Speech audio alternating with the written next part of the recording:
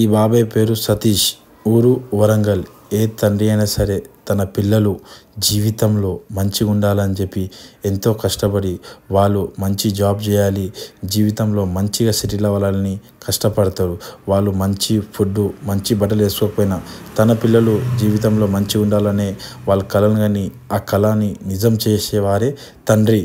అదేవిధంగా ఈ బాబాయ్ కూడా తన కొడుకు గురించి ఎంతో కష్టపడి మంచిగా చదివించి 20 లక్షలు ఖర్చు పెట్టి పెళ్లి చేస్తే ఈరోజు అదే కొడుకు ఇతన్ని రోడ్డు పాలన చేసి వెళ్ళిపోయారు.